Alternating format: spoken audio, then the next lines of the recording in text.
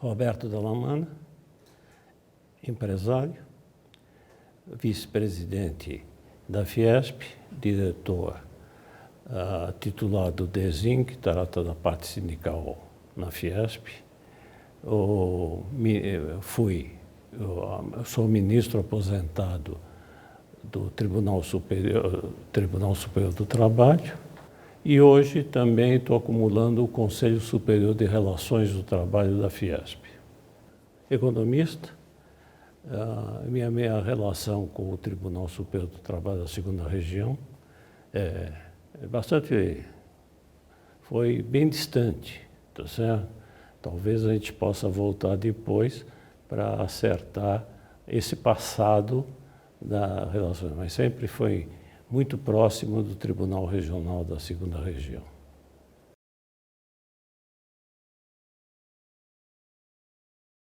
Isso veio desde 1960 como empresário, com todos aqueles problemas que a empresa tem na relação capital e trabalho.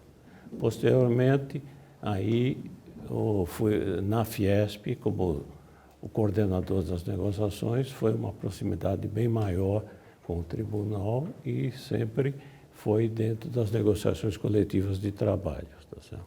Na minha época, até 1960, 60 e pouco, era mais tranquila a relação capital e trabalho, então não havia muito motivo de... Mas sempre havia uma ou outra ação trabalhista que a gente precisava resolver.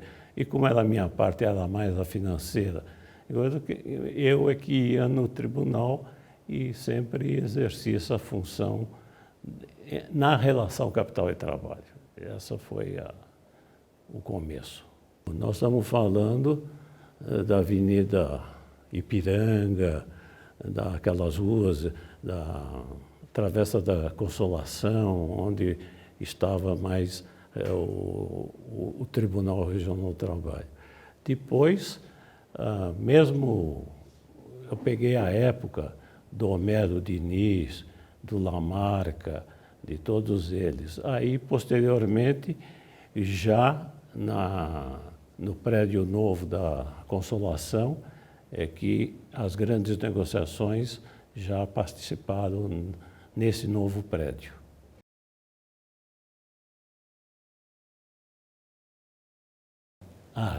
Vários, tá certo?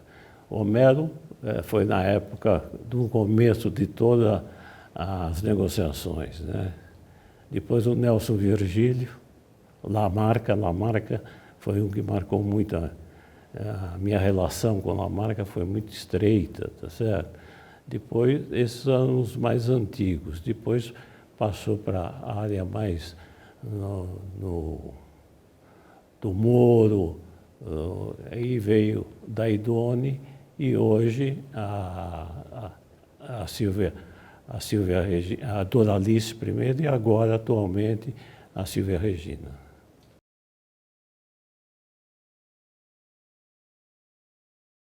Não sei se por causa de origem italiana, eu teve uma afinidade muito grande, mas ele sempre foi dentro desse relacionamento capital e trabalho, que eu aprendi muito com ele no dia a dia das negociações, tá certo? E ele realmente foi um grande intermediador de todo esse trabalho que nós enfrentamos naquela época difícil em que ele foi presidente do tribunal.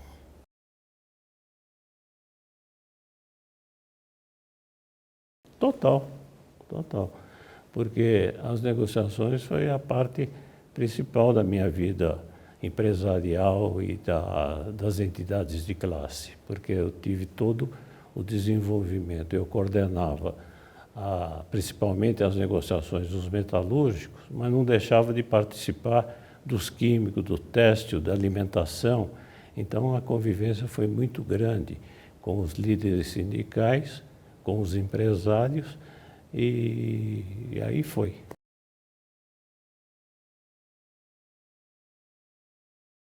Bom, nós temos que voltar no tempo, né? Porque isso começou em 1950 até 1960, tá certo? Não havia praticamente negociações coletivas de trabalho. Depois, já em 64, tá certo? Já entrou o período de ditadura, o período militar, e aí, entre 64 e 78, entre 78 mais ou menos, foi o período difícil, porque as negociações se realizavam entre empregados e empregadores na Delegacia Regional do Trabalho, que nós íamos muito mais para não deixar de comparecer numa reunião, porque elas eram realizadas principalmente na delegacia. E ali era para dizer não, porque nós estávamos amarrados nesse período difícil, em que não podíamos avançar mais do que o governo, pelos seus ministros ou pelo próprio governo, determinava mais ou menos os níveis de negociação. Então, o empresário se acomodou, ia, falava aquilo que mais ou menos era normal nessas negociações, dizendo que não podia a não ser cumprir a lei. E os trabalhadores que não tinham força naquela época, o que é que eles faziam? Eles aceitavam a situação que estava vivendo naquele momento. Então, nessa época, mais ou menos, iniciou do lado empresarial, com o Teobaldo de Nigres, com Oswaldo Palma e com outros líderes. O que mais negociava nessa época era o Nadir Figueiredo e o Jorge do Prá Figueiredo, pai e filho, é que comandavam mais essas negociações. Nós íamos como dirigentes sindicais, mas não tínhamos uma participação grande. O que acontecia é que os trabalhadores, naquela época, era mais o Joaquinzão, o Argel dos Santos, que enfrentavam esse problema muito difícil. Aí, passou esse período todo, em 78, nós fomos surpreendidos que o governo, depois daquelas grandes greves do ABC, de Vila Euclides e outras, tá certo? Eles acharam que as negociações deviam ser desenvolvidas entre empresários e trabalhadores. Aí foi um caos, porque o empresariado estava acomodado e não tinha se preparado para esse momento de negociações coletivas desses acordos. Os trabalhadores que tinham sofrido toda aquela época de difícil estavam preparados. Eles tinham o Diese, eles tinham os grandes advogados trabalhistas, Almir Pazianotto e outros, que realmente eles estavam numa condição de negociação muito melhor que o lado patronal. Tá? Aí nós não tínhamos nenhuma experiência de negociações. Essas negociações se realizavam mais na Federação das Indústrias ou em hotéis. Na época, o Cadoro, na época, alguns hotéis do ABC, e aí iam. Mas o lado empresarial teve uma condição de trabalho, de formar boas equipes de negociação, baseado nas grandes empresas que tinham elementos ligados à relação do trabalho, conheciam o chão de fábrica, tinham conhecimento, e aí nós formamos boas comissões de negociações do lado empresarial e mais ou menos ficou equilibrado entre empresários e trabalhadores essas negociações. Mas eram muito difíceis nessa época, porque foi a grande época das confusões e que surgiu a figura do Lula, a figura do Jair Meneghelli, Vicentinho, coordenado com Pazianotto como advogado-chefe das negociações, e realmente tivemos um embate bastante difícil, mas que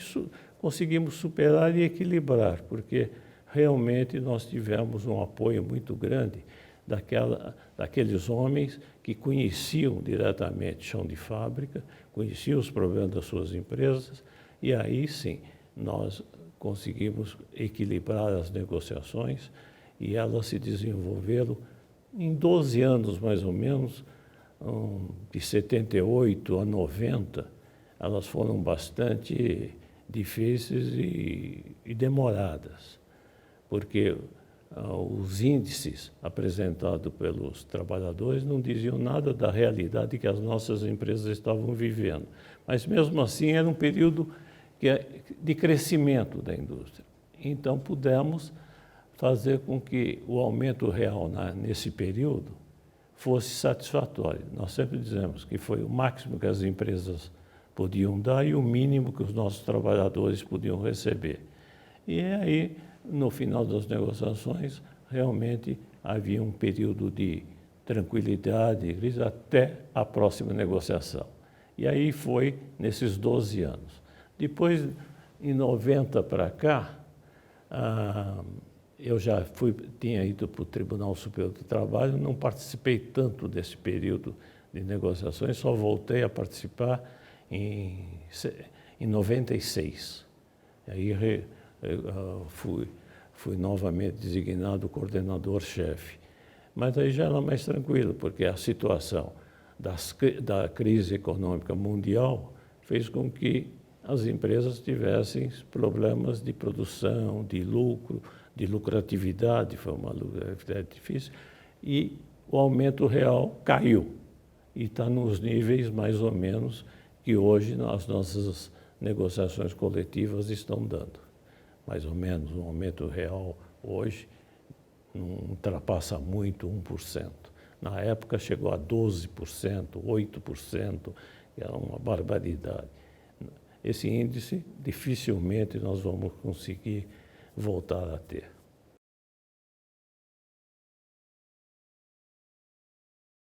Não havia, porque não tinha essa de... mais ou menos começou realmente as negociações ter algum relacionamento capital-trabalho do ano meados de 55 a 60. Depois, até 64, o ano de desenvolvimento, e aí entrou o período militar. E aí encerrou as negociações dentro daquilo que eu já disse, que não tinha o que se dar, devia se acompanhar a lei que o governo determinava, tá certo? E confesso que os empresários se acomodaram.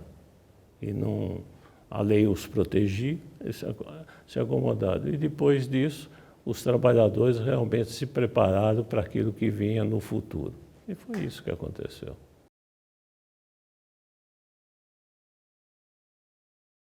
Foi no período nesse período mesmo das negociações, tá certo? Que o negociado prevaleceu em cima do legislado. E aí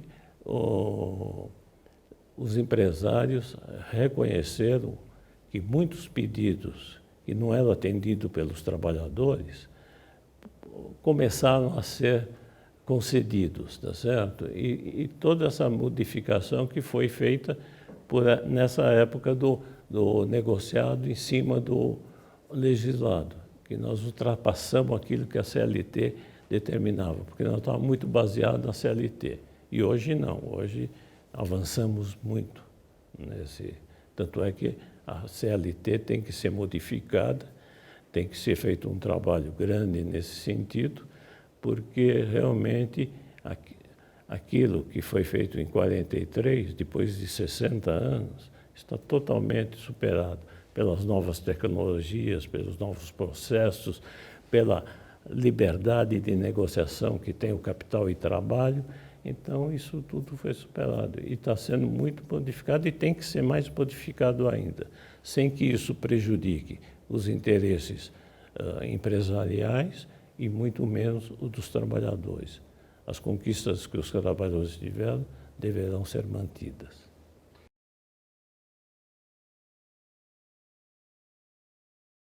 Isso, desde 43, a legislação fazia com que a estabilidade, após 10 anos de trabalho, fosse mantida plena. E isso realmente acarretou muitos problemas para os trabalhadores, principalmente, porque depois desse período, as empresas seriam penalizadas com 2 salários por ano trabalhado. E as empresas tinham um pavor total disso, porque realmente a situação era difícil. Então, os empregados eram dispensados entre 8 e 9 anos de trabalho. A empresa perdia muito porque perdia uma qualidade de trabalho que foi desenvolvida com treinamento, com aperfeiçoamento pessoal, perdia-se.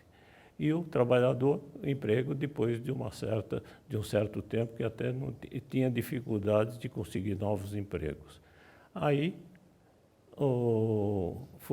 terminou a estabilidade aos 10 anos e veio o Fundo de Garantia para o Tempo de Serviço. É muito melhor para o trabalhador, para as empresas, porque a lei realmente está funcionando bem, tanto é que o governo se beneficia de todo o dinheiro do Fundo de Garantia para todos os outros projetos governamentais, é porque realmente está funcionando, tá certo? Não houve grandes impactos com essa mudança, não, porque, na realidade, nós tínhamos, no máximo, 1%, 2% pessoal estabilizado. E como houve um período de adaptação entre a estabilidade que eles tinham medo de perder, até que o Fundo de Garantia realmente entrou em funcionamento total, a maioria desse 1 ou 2% realmente entendeu o que era o Fundo de Garantia e entrou para a nova lei e foi superado todo esse problema.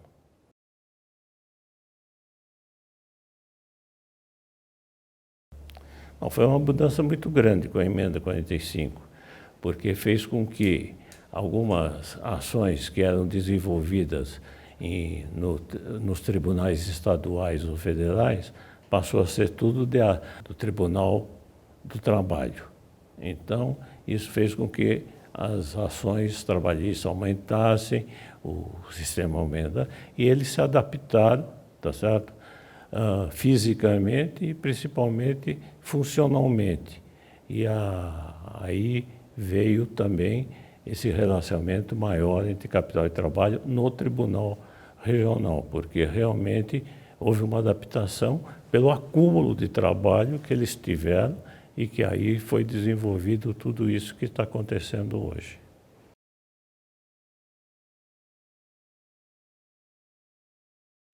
Aí nós temos que ver Plano Verão, Plano Bresser, Plano Collor e outros planos que vieram no meio desses todos. Foi um desastre, porque realmente era muito difícil de entender aquilo que estava acontecendo com esses planos que eram necessários naquele momento, tá certo? Mas tanto é que o governo fez com que ministros, homens de primeira e segunda instância do governo tivessem um contato maior com os tribunais para explicar realmente o que era aquilo que estava acontecendo. Mas o trabalhador não entendeu no início. E a confusão foi muito grande, com muitas ações, tanto individuais como coletivas, que até hoje estão acontecendo nos tribunais, em vista desses planos. Foi muito difícil esse período e até hoje tem resquícios em relação aos mesmos. Eu acho que o Verão, que foi o primeiro que deu mais confusão, Collor também foi bastante difícil na época.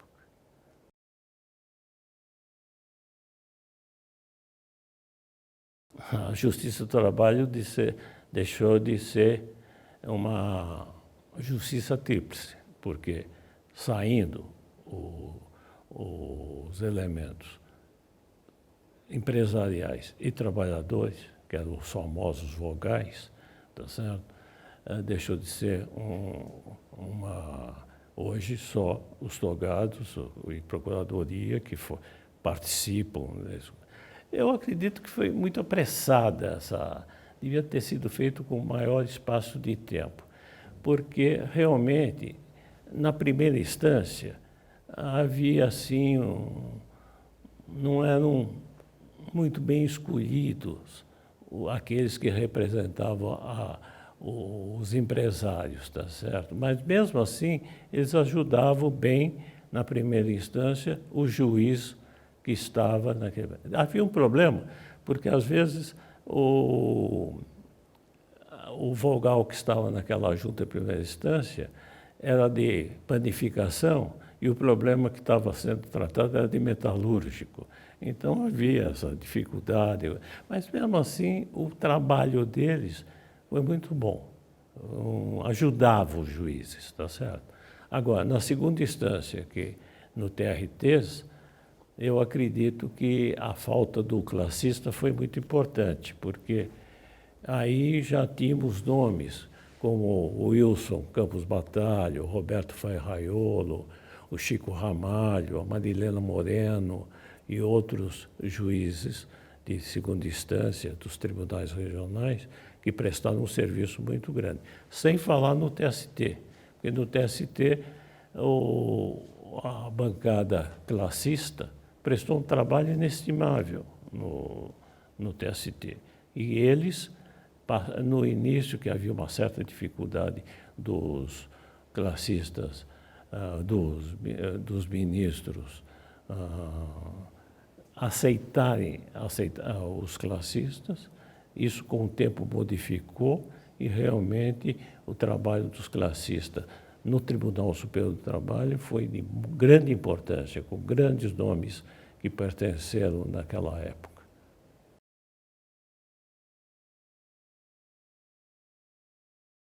Aí nós temos que ver que realmente a Justiça do Trabalho, na segunda instância e na terceira instância, se baseia muito na CLT.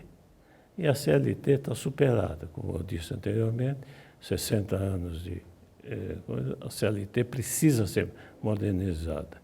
Esse eu acho que é o grande desafio que os tribunais vão enfrentar. Agora, o Tribunal de São Paulo, que é o maior tribunal do Brasil, que agora, mesmo com a divisão da 15ª, que é o Tribunal de Campinas, é maior do que todos os outros tribunais do Brasil juntos, e superem muito isso, tá certo?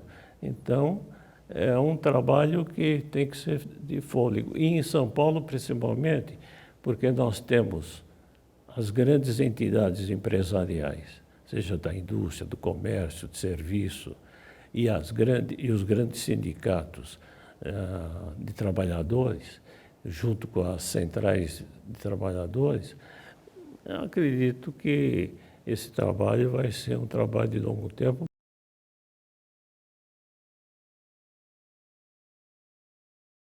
Nesse período, realmente, foi a interferência governamental que prejudicou demais, tá certo? Durante um certo período.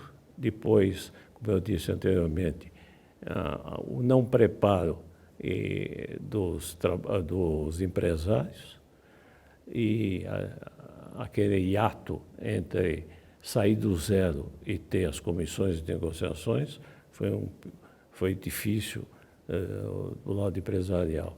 Tem coisas que hoje estão no folclore das negociações, que era nós punhamos os trabalhadores contra o sol, tá certo? Achando que eles iam se cansar e nós podíamos negociar com mais tranquilidade, mas ao contrário, nós é que nos cansávamos e eles estavam a pleno vigor, né? Então, eram coisas que realmente as negociações trouxeram naquela época. Mas, o que eu disse, do lado empresarial, teve aqueles nomes que eu já citei, depois veio Luiz Eulade Bueno Vidigal, Cláudio Bardella, eu, Mazzini, que realmente coordenamos e entendemos que a negociação era muito importante, que nós tínhamos que fazer uma aproximação maior com o capital e trabalho, tá certo? E acho que hoje está indo bem. Não é só o setor metalúrgico, que eu mais participei, mas os químicos, alimentação e coisas. Hoje as negociações são normais e é interessante de se assistir como um lado entende o problema do outro lado. E aí as negociações fluem, né?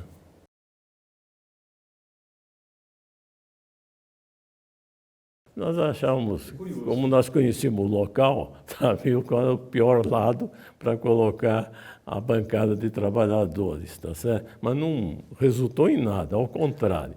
Foi um desastre total e nós é que passamos períodos piores de negociação. Mas foi um período muito curto, que eram aquelas ideias que ainda existiam do lado empresarial de não dar aquilo que os trabalhadores necessitavam e precisavam, e nós éramos, com as nossas assembleias, nós tínhamos um limite de negociação muito pequeno, tá certo? E tínhamos que segurar a negociação. Mas, posteriormente, nós superamos isso e acredito que hoje essa aproximação que aconteceu do capital e trabalho foi muito positiva. Pena que a situação brasileira, no momento atual, as nossas empresas, as nossas indústrias, o nosso comércio, estão passando dificuldades. Mas isso é temporário, eu acredito que nós vamos sair dessa situação.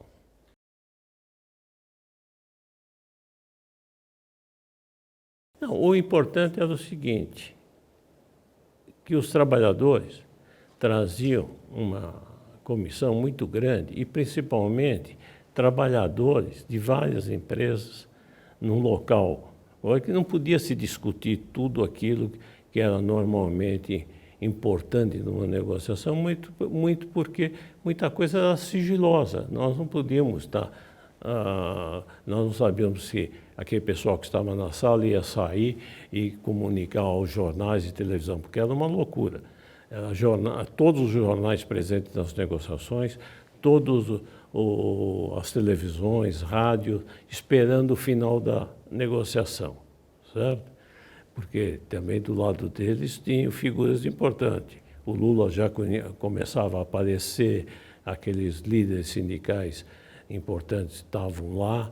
Então, depois, hoje você vê que não sai mais nada em jornal, não sai mais nada em televisão, porque passou a ser normal isso, tá certo?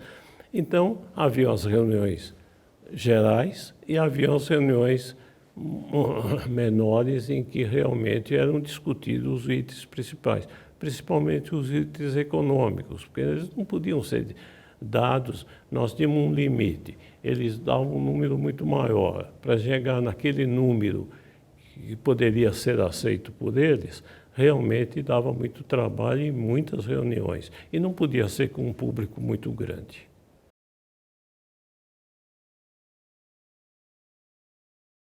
Não, é uma loucura. Tanto é que até hoje, isso nós estamos falando de 78 e 80, entre 78 e 80, e nós estamos ainda conhecidos por todo aquele movimento que houve nesse período, porque os jornais só davam isso, os índices, porque esses índices tinham que ser acompanhados pelos outros setores, que não tinham a condição de negociação dos metalúrgicos, dos químicos ou dos têxteis, tá certo? Então, isso é passar. Então, e também acho que não tinha muita notícia, porque realmente eles ficavam demais nessas negociações. Mas depois, realmente, eu acredito que não vai ter mais a repercussão que teve daquele período, naqueles 12 anos que realmente as negociações trabalhistas foram muito importantes. Não que não sejam importantes hoje, mas é que naquele período realmente a situação entre capital e trabalho estava muito difícil e havia todas aquelas greves, houve mortes, tá certo? Em Volta Redonda, aqui em São Paulo. Então, aquilo alimentou muito a divulgação das negociações coletivas. Foi naquele período difícil que, às vezes, aqueles embates que havia exagero de uma parte ou de outra e aconteceu.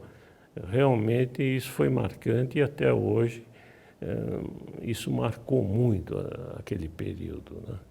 Isso está aí nos registros da época, tá certo?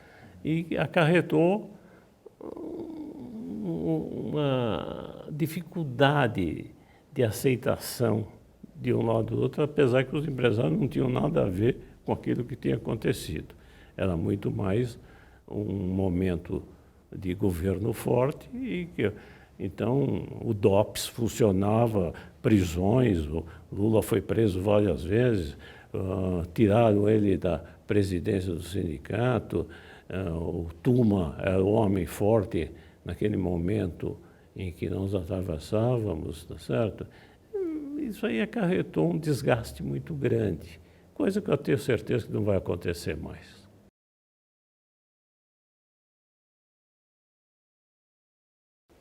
Foram várias, né? Mas assim, as que acarretaram maior movimento era a Vila Euclides reunir 40.000 trabalhadores, aquelas reuniões que eles faziam, aquelas assembleias, realmente aquilo,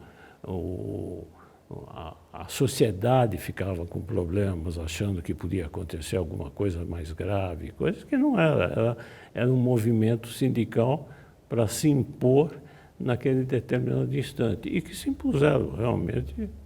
O futuro mostrou o que aconteceu, tanto é que Lula acabou presidente da República.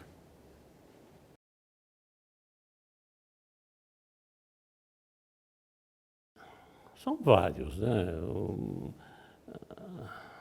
Esse relacionamento de capital e trabalho, a liberdade tem que ser dada ao lado do trabalhador, tá certo? E as empresas, no seu desenvolvimento, vão fazer com que a justiça do trabalho vai ser muito importante. Mas é o que eu disse anteriormente.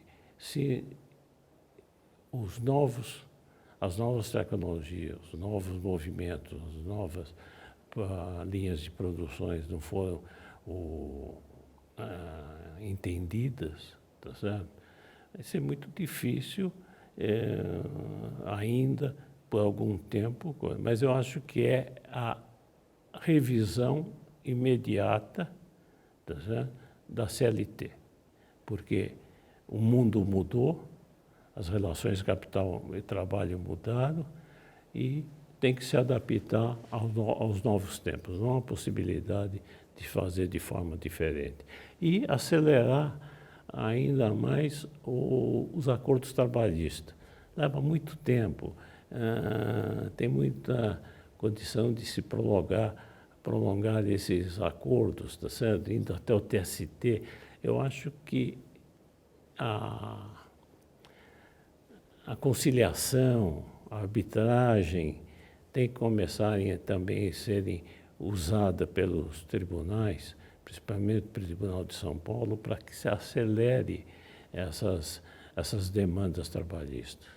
Esse momento é importante, principalmente no TRT2. Essa aproximação que está tendo entre o TRT2 com os empresários e com os trabalhadores. Antigamente ele ficava mais distante, ele não participava tanto como está participando hoje. Nós temos tido alguns encontros, principalmente quando muda as diretorias, o grupo diretivo dos tribunais, na Fiesp, no comércio, no serviço, também sei que estão tendo com as centrais. Essa aproximação, principalmente feita nos últimos tempos, com a desembargadora Dolarice e com a Silvia Regina, e antes com alguns outros desembargadores que também tiveram o início disso, Taidone e outros, eu acho que é muito importante e está sendo um acontecimento digno de nota e que nós, empresários, estamos muito satisfeitos com a ação do Tribunal Regional do Trabalho.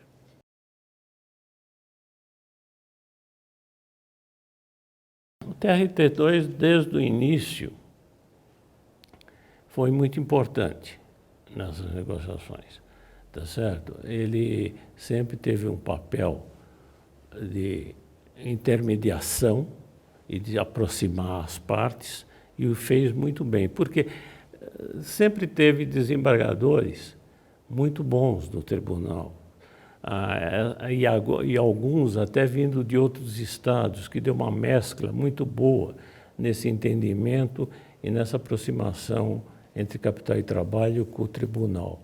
Eu acho que isso foi fundamental. Eu acho que o TRT-2 deu uma demonstração que o Brasil deve copiar, porque ainda o que nós temos em São Paulo não se aproxima do resto do Brasil.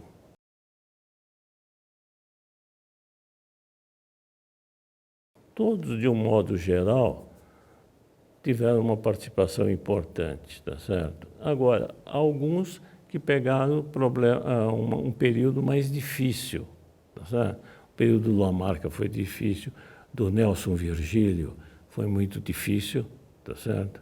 O Homero, que começou, o desembargador Aloísio, esses presidentes realmente marcaram a época em que eles estavam na presidência. E todo o grupo diretivo teve participação grande, tá certo? E nisso eu acredito que os classistas da época também foram muito importantes nas negociações e nas ações que o tribunal desenvolveu.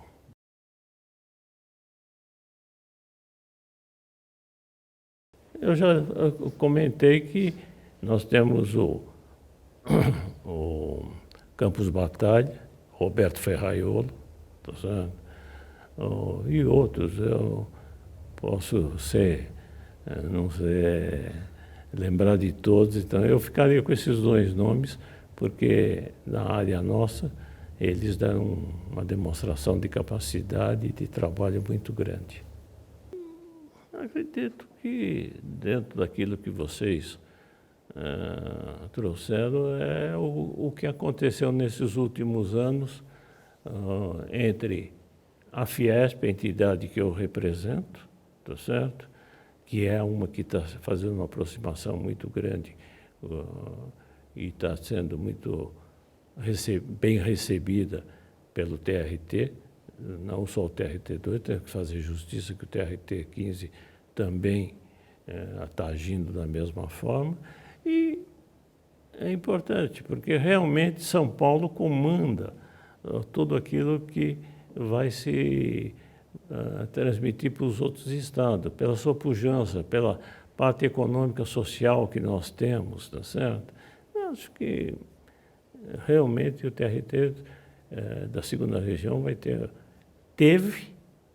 tem e vai ter uma atuação muito importante na Justiça do Trabalho.